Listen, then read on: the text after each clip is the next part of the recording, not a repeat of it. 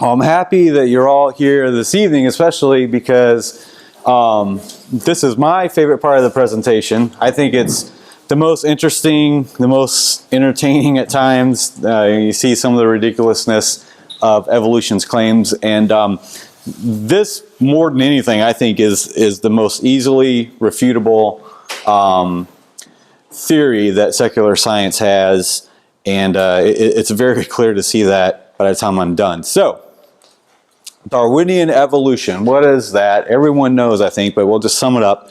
It claims that every single life form on Earth evolved from one common ancestor over billions of years as a result of random mutations and natural selection. In order for this to have happened, it absolutely requires those billions of years, which we already talked about they don't have. So that's already the first nail in the coffin of evolution, that the Earth is not as old as they need it to be. And again, even if it were 4.6 billion years old, not nearly enough time for evolution to have happened to lead up to the variety of life that we see there, starting from a simple, as they say, one-celled organism. But as we'll see tomorrow in Sunday school, one-cell organism is extremely complex and not simple at all. So this is the tree of life, which a lot of you have at least one representation of it. And this is supposed to be a chart representing Darwinian evolution, where we start at the bottom with some sort of fairly simple organism, and over time, as we go through time, we get little things that split off as they develop new features, and it becomes a new animal type, all the way up until you see all the variety on Earth today. But the problem with that is, I don't remember if I cover this later or not. No, we'll get to that later. Okay. So let's talk about the four primary types of evidence used to support evolution. We'll talk about why they think it supports evolution, and then we'll rip into each one of them. So the first thing is mutations. The second is homology, and again, we'll talk about each of these in detail. The third would be vestigial traits, and the last thing would be the fossil record. So, starting with mutations. Evolution is based on an entirely false premise, and that is that mutations provide new information which leads to new features. I mean, that's the whole basis of Darwinian evolution. You get changes that are brought on by random mutations, completely undirected, and those random mutations provide new beneficial features that are then selected out of the population because it's beneficial. That particular animal organism goes on to survive, and then the animals that don't have that new feature are kind of left behind, right? Survival of the fittest. So that is how Darwinian evolution is supposed to work. And the primary example of evolution occurring today is bacteria seemingly becoming resistant to antibiotics. So this is one you hear all the time. Now, you know, I will say, well, you never see Darwinian evolution happening, you know. And they say, well, yeah, it's happening all the time. Look at bacteria that become resistant to things, okay? That's the primary example that they give. But is this really a case of mutations increasing information and thus new features?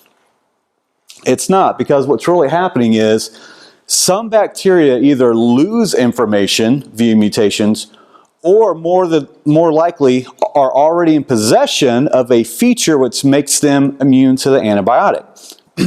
And a perfect example of this is that in 1998, researchers found human remains from a 150-year-old stranded Arctic expedition and found within the remains bacteria that had resistance patterns to modern antibiotics. So it's not a case of bacteria developing something new as a response to the antibiotics. They either have a mutation which allows them to resist antibiotics, or some other feature that's pre-existing in the population.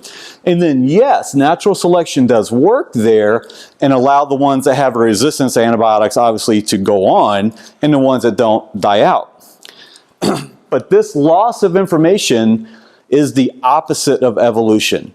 And the loss is not beneficial in the long run, only in this one specific instance. It's kind of like cutting off your foot if you had an ingrown toenail. So you get rid of the ingrown toenail, but in the long run, that's not beneficial, right? Because you'd like to have your foot. But here's the main point. In the end, the bacteria always remain bacteria. It never develops a new feature or changes to another type of organism. They have found fossilized bacteria, and more recently even bacteria that was frozen that they were able to revive, that they have dated to be billions of years old, and guess what? It looks just like bacteria today. So in billions of years of evolution, bacteria have not changed at all. As a matter of fact, there is absolutely no evidence that bacteria have ever changed into anything else. So for them to point to bacteria becoming resistant to antibiotics as evolution in action, number one, it's not really evolution because it's a loss of information, not a gain. And number two, it's not Darwinian evolution because bacteria do not change into anything else. But that's the primary example we always hear. See, they point to examples of small changes within a species and then extrapolate that over enough time, that would certainly lead to a new type of organism. But we never see that because evolution is too slow, they say. So there's not an example today of evolution in action. In the early 1900s, an evolutionary scientist performed a number of experiments with fruit flies in order to cause mutations. Fruit flies have a very short lifespan, so you can go through multiple generations very quickly. And he got plenty of different mutations, as you see some examples here of different types of wings, missing wings, different size eyes and stuff.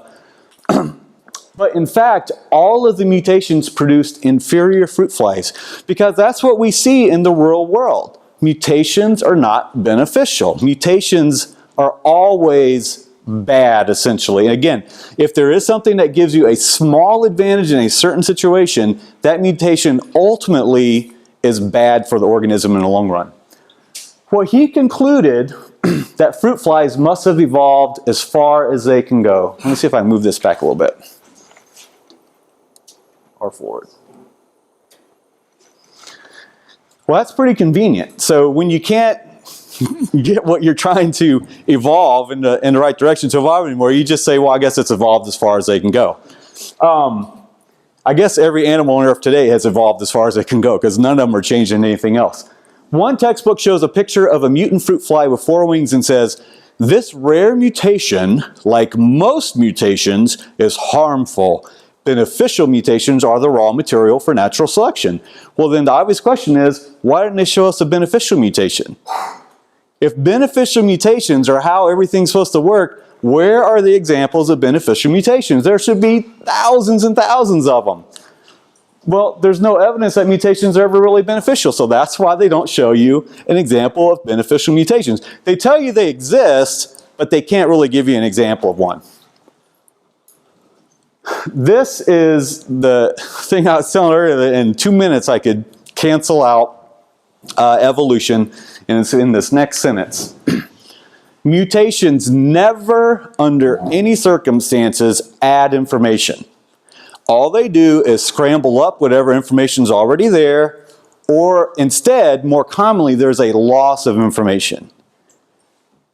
If there's no new information, then you're not going to get new features, and you're not going to have something evolving into something else, right? Right there, all by itself, evolution is dead.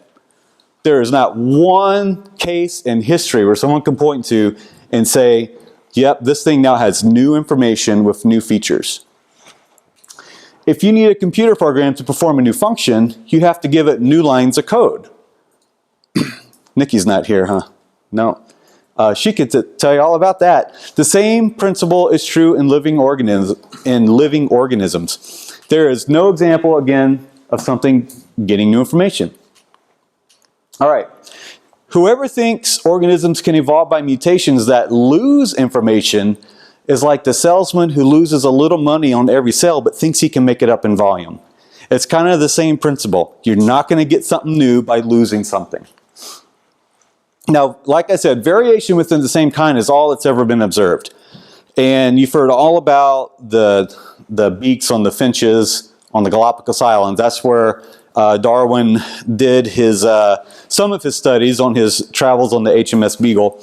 And he said that he could see different types of finches that have, he assumed, evolved from a common finch, and their beaks changed for various reasons, and that is absolutely true.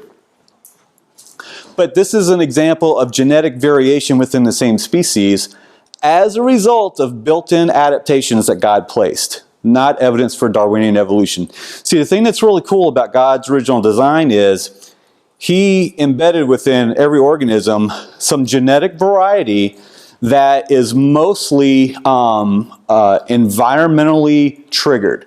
So in the case of the finches here, depending on whether it's a rainy season or dry season, their beaks will get longer or smaller depending on the need. If it's really dry, they need to go after things that have maybe fallen down and cracks in the rocks, for instance. They need a longer beak to get down there. But when it's a rainy season, the longer beak is somewhat of a detriment, apparently. So creation scientists have observed the population shift back and forth. So at one point, the population shifted to longer beaks, and then later on, the population shifted back to shorter beaks. So it's not that it's evolution in one direction, it's just that there are variations within the species, and they can go back and forth. And another example I use is you can have a horse that has, let's say it's been in the South, Florida, or wherever for its entire life, always had short hair. You can go up, bring it to Minnesota for one winter, and that horse will grow longer hair that season in the winter because it has some environmental triggers that will enable certain things to happen in that situation. So there's a lot of dog breeds today. And there's obviously been a lot of selective breeding by dog breeders, but they're all still dogs, and there are limits to how much dogs can change, and that's true for anything. Dogs, corn, wherever. Farmers have been trying to engineer corn to get to a larger yield, and they've gotten it to a very large yield today compared to, let's say, 50 years ago, but they can't get it any better. They've kind of reached the limit of what they can do because there are limits for everything. All dogs probably link back to a dog that had all the genetic information to produce the variety you see today. So, let's say that's the first dog up there. Apparently, it contained the genetic information to produce all the varieties of dogs we see today and all the dog kinds. So, when you go back to the animals that God placed on the ark, there's probably one dog kind. There probably wasn't wolves and foxes and all these different things, coyotes, and your domestic type of dog. But the gene pool of the new variety is more limited than before and less able to adapt to future changes.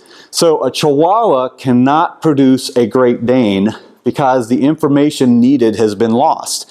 If you breed two Chihuahuas together, the information that's needed for the larger body size, that has been selectively bred out of the dog, and this of the Chihuahua, and that happens naturally too. Things can be lost over time, and we see that in a lot of animals.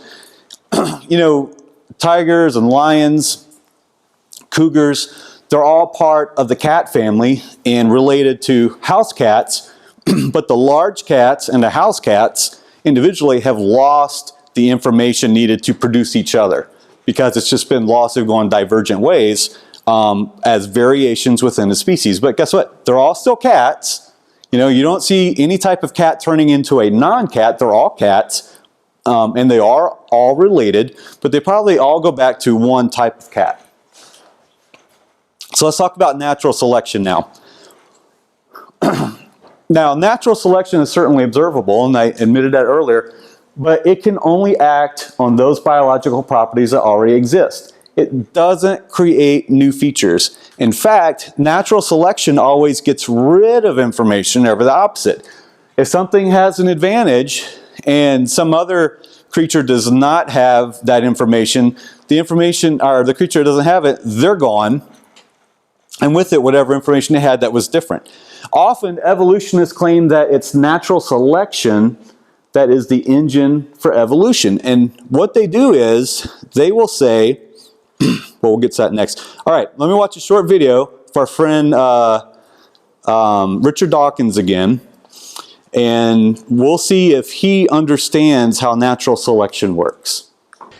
You wouldn't say the Ferrari F1 car evolved from an explosion in a junkyard, so isn't it ludicrous to say that the human eye or the reproductive system just evolved by random chance and mutation?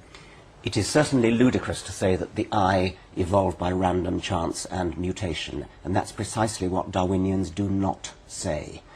We say that it evolved by natural selection, which is not random, and it is not ludicrous. It is a highly elegant theory which works and which is the only theory that has ever been proposed, the only workable theory that's ever been proposed to account for the existence of complex things like eyes. So he started off by saying that evolutionists do not claim that random mutations over time produce things. That's exactly what they claim.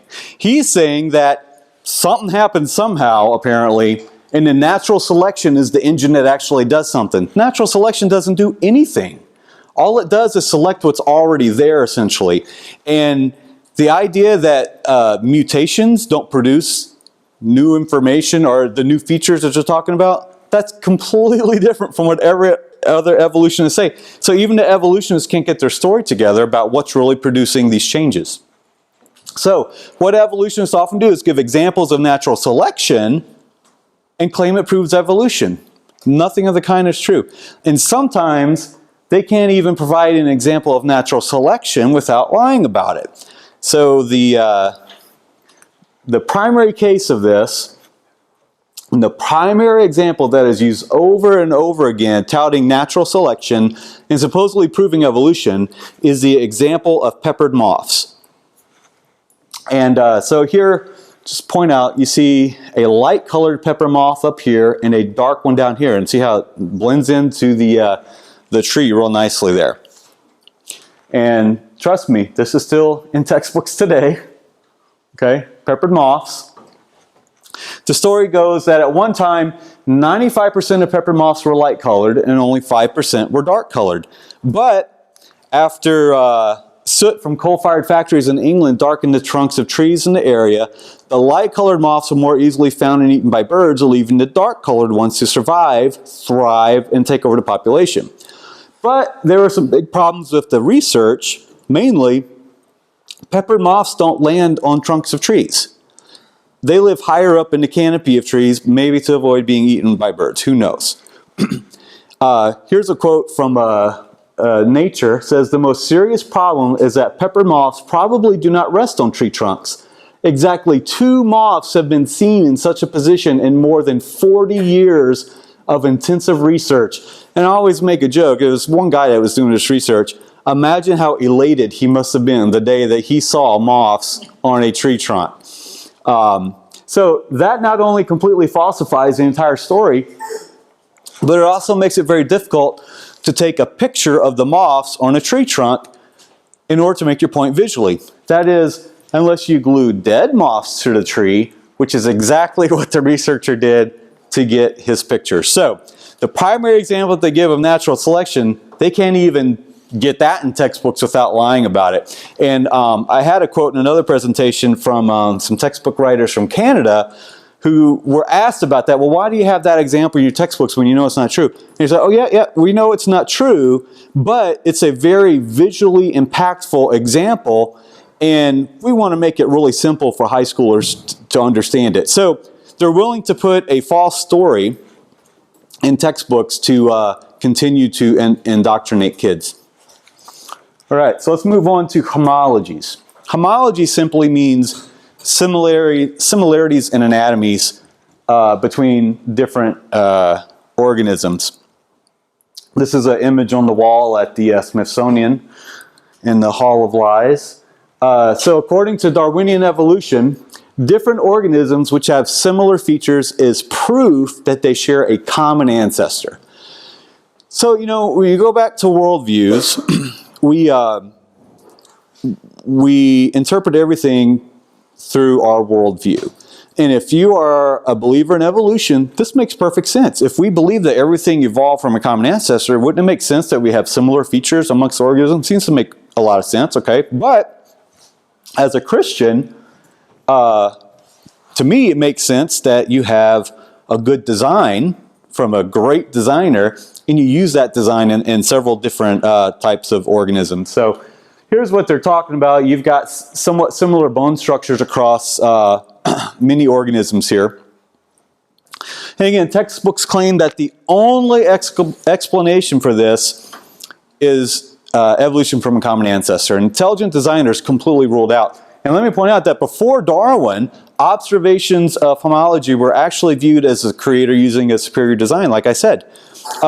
After Darwin, it was seen as evidence for common descent. So there was a big shift there, just like there was a big shift in viewing geology, that it was caused by the flood. And then at some point there was a shift where they completely excluded that from an explanation and instead went to the uniformitarian idea of billions of years. So let's talk about genetics and homology. At one time, it was predicted that science would discover that the same genes in different species would account for the production of similar structures. So before they were able to really dig down deep with some really good microscopes and look at things, they thought, once we're able to really dig down deep and look at the genes of creatures, I think we'll discover that the same genes produce the same structures in different organisms. Because again, if you have a common ancestor, shouldn't the same genes be making the same type of feature in different organisms? That makes sense. However, research has discovered that this is a rare exception, and the opposite is almost always the case. For example, the genes in a human that produce certain bones in our arms and legs are not the same genes that produce similar bones in a horse or a whale. Okay? If homology was truly result of common descent, then we should see the same genes doing the same features. Makes sense. Let's talk about embryonic homology. Most biology textbooks have a drawing or picture similar to this. Has anyone seen something like this before? Yeah. Very popular. Darwin considered this by far the strongest fact in favor of his theory. He kind of pinned it all on this. However, these drawings were discovered in the 1870s to be fraudulent when Ernest Haeckel was charged with fraud by his own university in Germany for falsifying these drawings. 1870s, these things were found to be fraudulent, okay? Keep that in mind. He was desperate to create some proof for Darwin's theories, so he handpicked various embryos that somewhat resembled each other, but not all at the same stage, but he claimed they were at the same stage. Then he lied about what stage they were at, and if that weren't enough, he changed the drawings to resemble each other even more closely, in some cases using the exact same drawing to represent different kinds of embryos. So, completely fraudulent, and yet still being taught 125 years after it was proven wrong. Now remember I showed you at the start of the Age of the Earth presentation today, one of the high school students at our church had received a PowerPoint about evolution from his teacher. This drawing was in the PowerPoint proving evolution, or trying to prove evolution. Does that look familiar? It should, because that is the exact same drawing that Ernest Haeckel created in the 1870s and was proven false all the way back then, and it's still being used to indoctrinate our students today to try to get them to believe in evolution.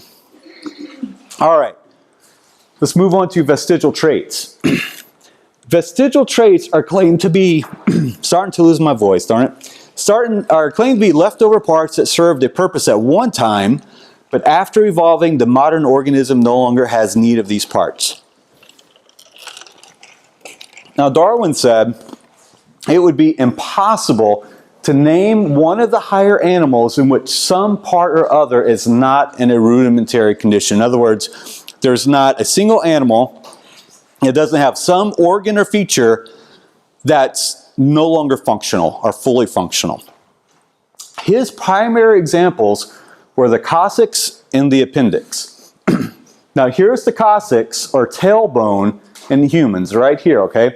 And so here's a page from one of the biology books I got where they're comparing, saying this is a vestigial trait in humans, the coccyx, comparing it to a useful tail in a primate relative or related to primates, remember, from a secular worldview. So the coccyx is a small bone, thank you, at the end of the human vertebral column, and it has no present function and is thought to be the remainder of bones that once occupied the long tail of a tree living ancestor according to Heath Biology, 1991. So either this textbook is lying, or writers don't understand human anatomy. The writers don't understand. Both of those are unacceptable. You've got people writing biology textbooks for our kids, and they're either lying or they don't understand human anatomy. I don't know which one's least acceptable, but they're both unacceptable. It has been known for decades that our tailbone is in fact quite useful and necessary. So it's composed of the coccyx and the sacrum, and they're among the most important bones in the body because they form an important point of muscle attachment required for our distinctive upright posture. They help prevent our internal organs from falling out the back of our pelvis, and they provide for the use of our anus. And for any of you who have ever gone number 2, I'm sure you would agree that the use of our anus is pretty important, right? So how in the world is a biology textbook calling the human tailbone vestigial? It's ridiculous. Until recently, tonsils and Darwin's other example, the appendix, were considered vestigial until a function was finally discovered. And the thing that's interesting about the appendix is they didn't look for a function for an appendix for decades and decades, because all the way back to Darwin, they were convinced it was vestigial. They didn't see an obvious use for it. They were under the impression that we had evolved from lower creatures and could even have vestigial organs. It was claimed to be vestigial. So not until the 1990s did someone actually look into it and say, maybe there is a function for this thing. Voila, there is. It contains good bacteria that is released into the body when needed. Textbooks also claim that the human embryo growing in its mother has gills like fish, according to Merrill Earth Science. In 1996, Life magazine described how human embryos grow something very much like gills, which is some of the most compelling evidence of evolution, because as you know, if you go back, you've got this simple organism that came about in the primordial soup, which never existed, and we showed earlier how life could never have started on its own, but okay. So you got the simple organism, somehow it turns into a fish, somehow it turns into an amphibian, somehow it turns into a reptile, mammal, so on, until you get to us. So we're related to fish in the long ago future and our past, and for that reason, we have gills in our embryonic stage. At least that's what they would like you to believe. A couple of examples of that: gills like fish, human embryo. It has been known for about 100 years that those gills are just folds of skin that are never used for breathing, either inside the womb or out, and eventually turn into glands in your throat and bones in your ear. And even fish don't have gills at that stage. And sadly, this argument has been used to justify abortion, because they say, look, they're not humans yet, they have gills like fish. Now, one of the most ridiculous examples of a supposed vestigial trait has to be that of whales. According to evolutionists, whales were once land-going animals that evolved back into an ocean-going animal. And the reasons for it are obvious, right? Because they're mammals, they live in the water, but they breathe oxygen, they give live birth, etc., etc. And so the only way evolutionists can wrestle with that is that, well, they must have been on the land at some point, some type of creature, and they evolved back into the water. Which, by the way, if something, going along with this theory, this idea, something evolved out of water into land because apparently it was an advantage. And then at some point later, it became an advantage to go back into the water. That doesn't really make a lot of sense, does it? This biology textbook said whales once lived on land. And notice how they're stating this like a fact. Whales were not always sea dwellers. Modern whales show skeletal evidence of previous existence on dry land. Buried deep in a whale's hip muscles are 2 small bones, all that is left of the whale's pelvis and hind legs. And this other book, that is a book specifically about whales and dolphins, says, just imagine whales walking around. It's true. So here is a skeleton of a whale, and you can barely see it, but here are the bones that they're talking about. So just imagine this whale walking around on those bones. Here is a textbook view of this with the so-called vestigial bones. Another view. So these bones are actually muscle attachment locations that support the reproductive system. Without them, whales can't reproduce. That would be a big problem for the whale line, right? In fact, the bones for males, or male and female whales, are quite different. So, not only do evolutionists apparently have trouble understanding basic anatomy, but if there really were vestigial organs, that would be the opposite of evolution again, because you're losing information, not gaining information. So why would biology textbooks today continue to use something as evidence for a theory when they know it's true? Because it's really, or they don't really have any good evidence, just like we talked about earlier with I'm at a loss. What was it? What was the first thing I was talking about? It's one of those senior moments. The beneficial mutations, yeah. They don't have any good evidence, so they have to fill it with these lies. So again, we talk about how the biology textbooks claim that a human tailbone is vestigial. Either they're lying or don't understand basic anatomy. How can a book that specifically on whales and dolphins claim that those bones that are used for muscle attachment for the reproductive system claim that they're vestigial? Vestigial, by definition, means it has no function or use today that we know of. Absolutely ridiculous. So let's talk about the fossil record, the last big evidence for evolution. So if evolution were really responsible for all the life forms we see on Earth today, the fossil record should show clear transitions from one type of organism to another over the course of the millions of years that the fossil record is supposed to represent. But that is not what we see, and it's not an even, smooth distribution of distinct fossils layer by layer as evolutionists would have you believe. There are fossil jumbles of marine creatures and land creatures together that supposedly live millions of years apart in some cases, by the way. And there's also fossils from different ecosystems found together as well. So, again, the best explanation for that is a global flood that mixed everything up together, yet we're finding things that really don't go together in the fossil record if you want to believe that it's a slow window into evolution. So the fossil record exhibits the opposite of what Darwin predicted, by the way. What we see is sudden appearance of brand new body types with radically different features from anything seen before, and then small changes thereafter within the species. The gradualistic changes we see in species today. That's what we see in the fossil record. So what we see over and over again are animals that appear almost identical to animals alive today, such as snakes and turtles, after supposedly millions of years of opportunities for evolution. So we have plenty of examples of creatures like this snake, like this turtle, oh, that's still a snake, like that turtle, and like a fish we're about to see that look just like animals today. Why have certain animals supposedly never evolved, and yet there's these other ones like whales or whatever that supposedly evolved? And we'll look at that a little bit later. This is a lobe-finned fish called a coelacanth, and they used to be used as index fossils for 325 to 410 million year old rock until they caught a live one in 1935.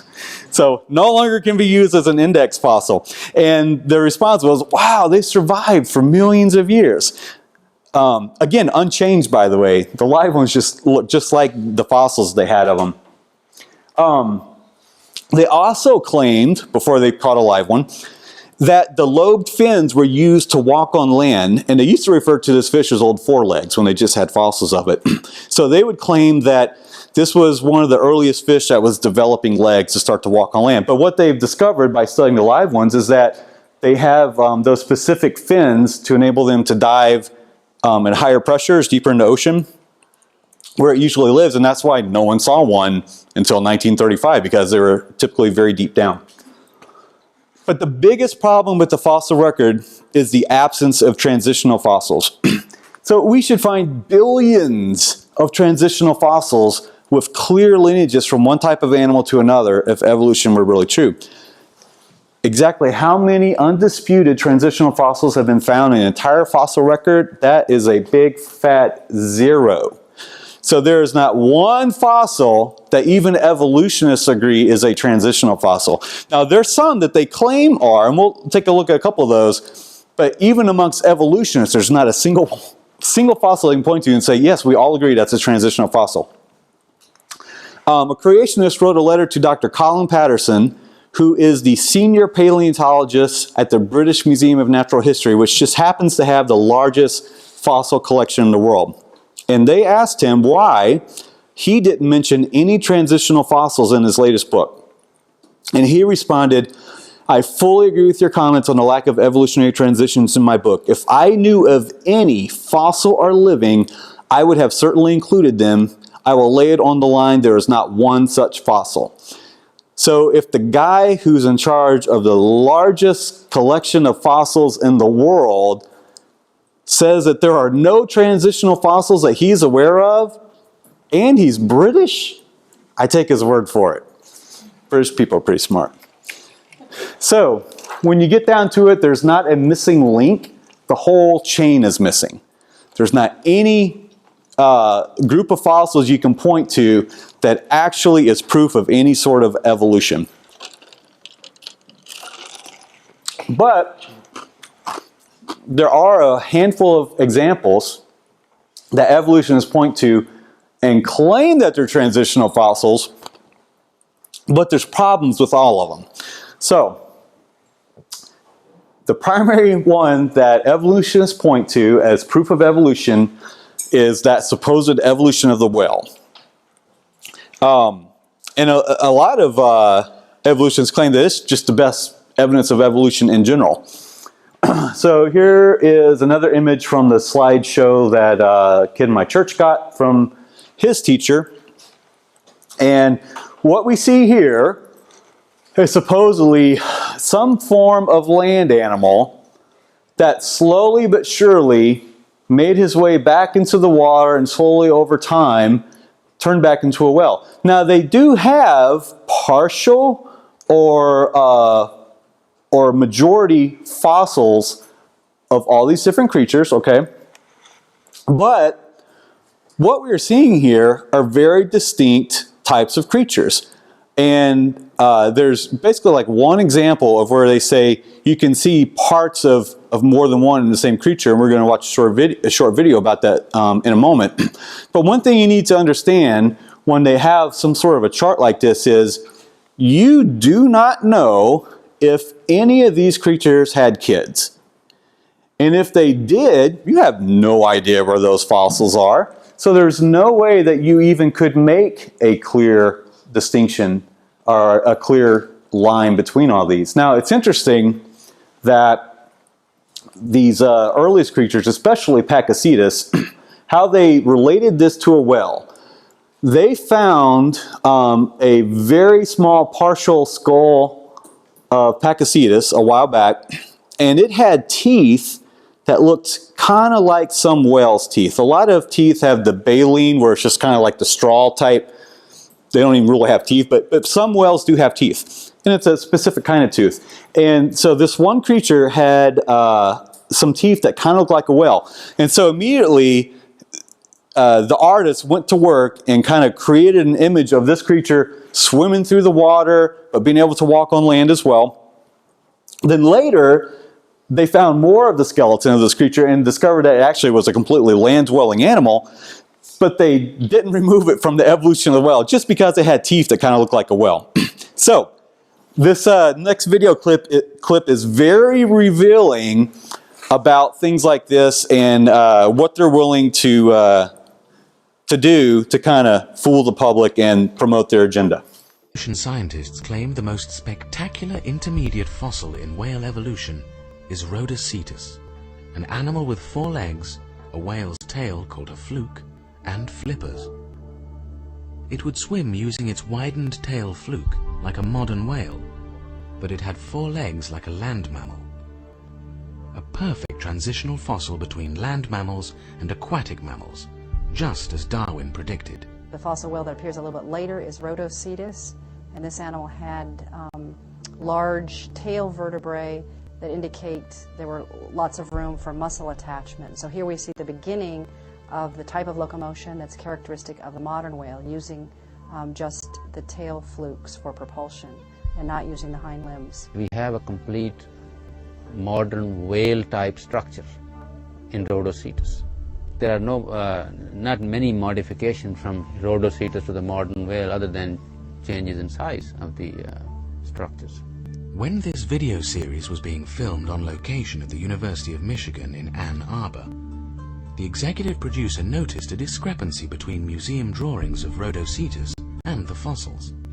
The reconstruction of Rhodocetus had a whale fluke, but there were no fossils of the tail to confirm this.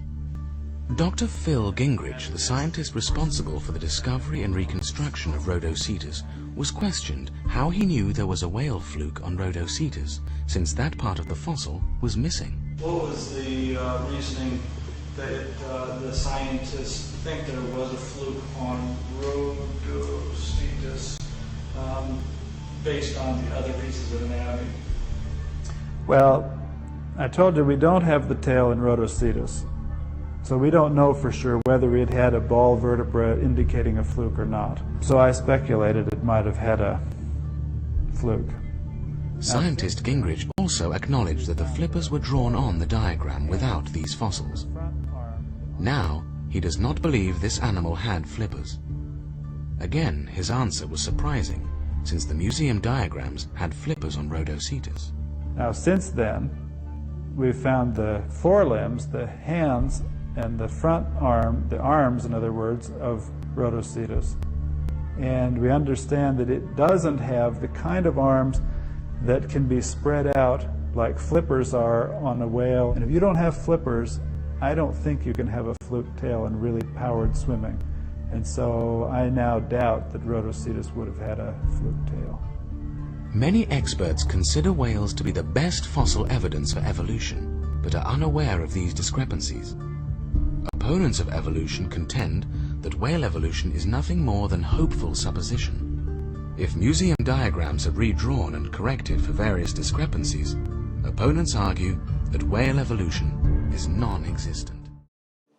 So this video went into each of these supposed animals on the whale evolution trail. The only one left was this one, which is not really a whale, but there's problems with all the rest. And this is why you can't believe everything scientists say. This guy admitted that the primary transitional animal on this whole line, because before Rhodocetus you had a very much land-dwelling animal with 4 legs running around land. Then you've got Rhodocetus, which has 2 front legs, flippers, and a tail fluke. And then right after it, you've got a fully seagoing animal. So here's your poster child for a transitional fossil. And notice that the other experts that they interviewed right before the end of the video were totally still buying into this 100% because they haven't even heard at this time that the whole thing is garbage. He admitted that he just imagined the tail fluke and the flippers, put it on drawings, and this is ending up in textbooks and PowerPoints handed out to high school kids as absolute proof for evolution, and it's complete garbage and completely made up, and there's the proof. I don't know how much clearer I could be. So going back to this tree of life, here's what I was going to point out earlier, but now's a good time. As you'll see, the only thing that shows any type of animal are at the tips of the trees.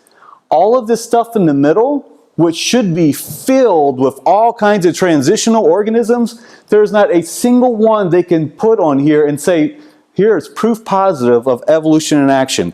All they can do is show the tips of the trees.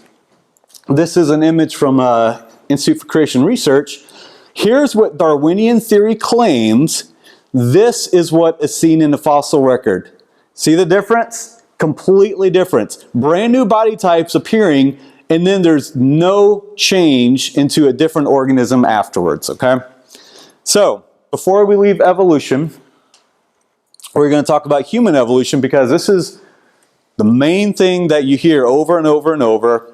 And, you know, you see images like that, and of course we talked about the Google search engine thing they did not too long ago using or celebrating the discovery of Lucy.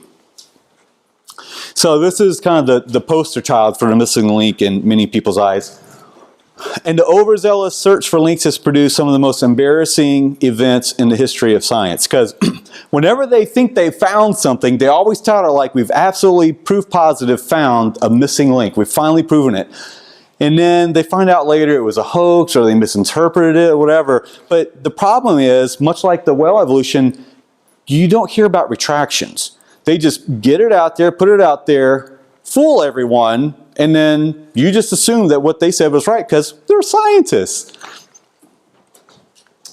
So, lots of examples of this. We'll talk about Lucy in detail in a little bit, but Nebraska man's interesting. They found a tooth in Nebraska and claimed that it was a tooth of an early ape-like creature on the way to human evolution, built up this whole story about he and his family and what kind of shelters they might have lived in, all this stuff, created these drawings based on a single tooth, which they later discovered was a pig's tooth. Piltdown Man is one of the most famous hoaxes in history. It was an intentional hoax done by an evolutionist in Britain where he took the skull cap from a human and a jawbone from an ape, put them together, put them in the ground, supposedly discovered them, and this fooled evolutionists for decades. And Piltdown Man and the Haeckel's drawings with the embryos were the two primary things used in the Scopes monkey trial to prove evolution. Those were the two primary pieces of evidence. They both were fooling people still at that time, and it's really sad. Neanderthal is not proven to be anything other than early man. We could go into each of these things. So we're going to talk about Lucy now. So Lucy is often referred to as the first human, the perfect missing link, and is possibly known to virtually every student and natural history museum visitor. She was found in Ethiopia in 1974 by pulling together bone fragments that were scattered over a significantly large area of 2 kilometers and buried at depths of up to 200 feet apart. And yet they claim this is all from the same creature, which, you know, that's kind of worrisome right away. So this is the complete skeleton that they found of Lucy. And next you'll see an image of what they claim she looked like. This is at the Field Museum in Chicago.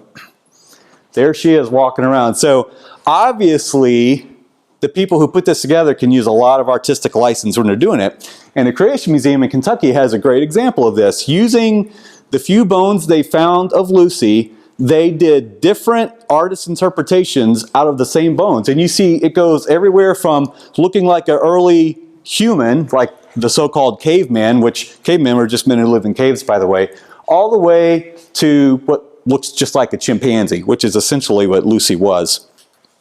So they claim she was a direct ancestor of humans because they claim she walked upright. But does the evidence really support these claims? Well, overall, she was quite chimp-like, and you couldn't tell from that picture, but she's only about 3.5 feet tall, about the size of a chimpanzee. From the waist up, she's actually identical to a chimpanzee and possesses a shoulder blade that indicates that she walked upright.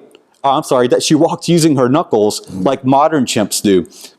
And from the waist down, there's 2 features that seem to indicate an upright posture, the knee and the hip.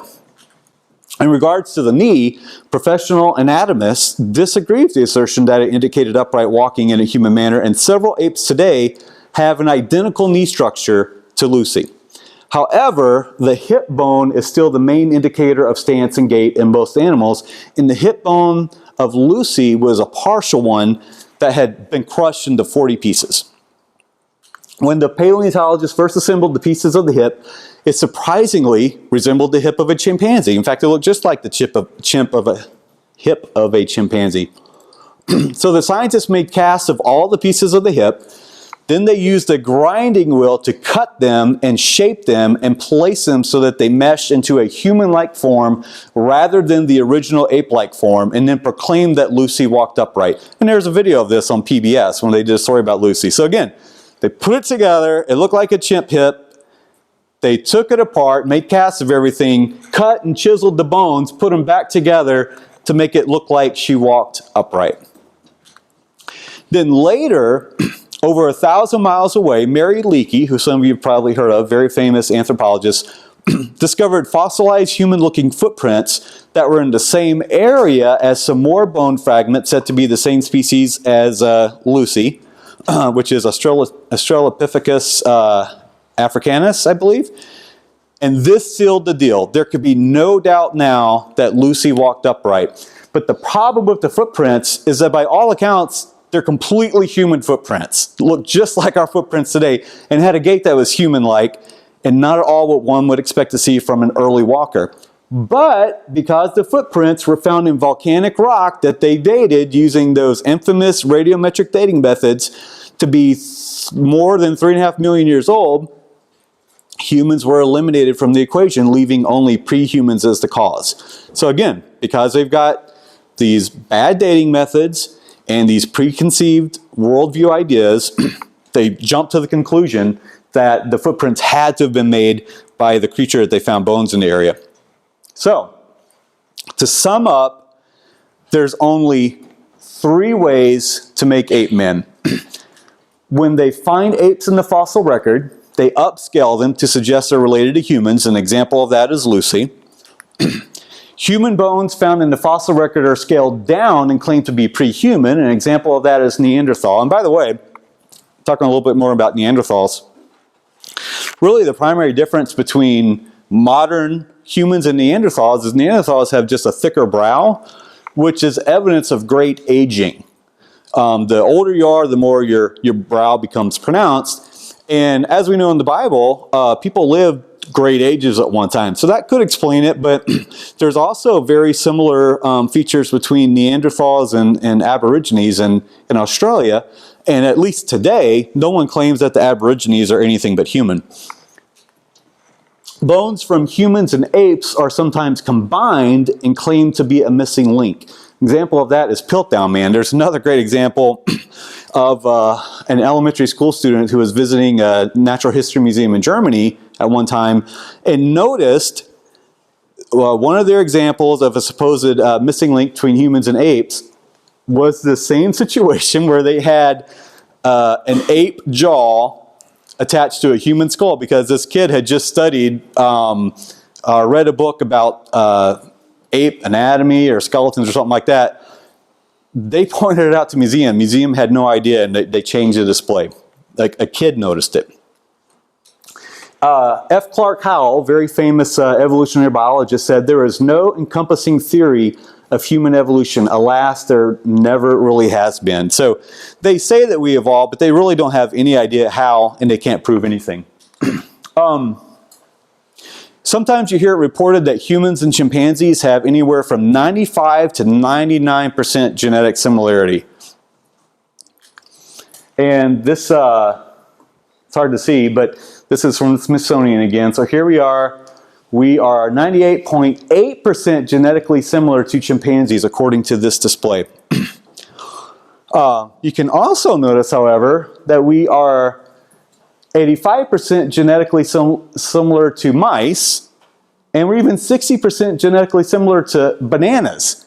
So we got lots of relatives out there. So just because we're supposedly close to chimpanzee doesn't prove anything, right? Now this display says, how do we know humans are primates? And again, besides similar anatomy, homology, and behavior, also a form of homology, there's DNA evidence. Again, this is where they're talking about the similarities. Okay, this is how we know that we're related to primates, homology and the similarities in DNA. So, another bit of dishonesty on the part of scientists, because if you compare the entire genomes, it's more akin to about a 70% similarity. So kind of down there by bananas, if that's even accurate. There are over 900 million DNA differences that divide humans and chimps. But it doesn't matter how closely related are. You have to remember, we have a common designer. So any similarities that you see between any type of organism can all be attributed to the fact that we have a common designer using a superior design over and over. This guy, Malcolm Muggeridge, the University of Waterloo in Ontario, Canada, says, I myself am convinced that the theory of evolution, especially the extent to which it has been applied, will be one of the great jokes in the history books of the future. Posterity will marvel that so flimsy and dubious an hypothesis could be accepted with the incredible credulity that it is.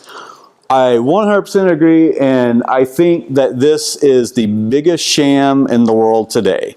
It is easily taken apart, easily disproven, and virtually every piece of evidence that they show us in textbooks is either a lie or exaggerated, and it's easily proven. So that covers Darwinian evolution, and for those of you interested in seeing some awesome scientific evidence that supports Creator God, that's what we're going to talk about in Sunday school tomorrow.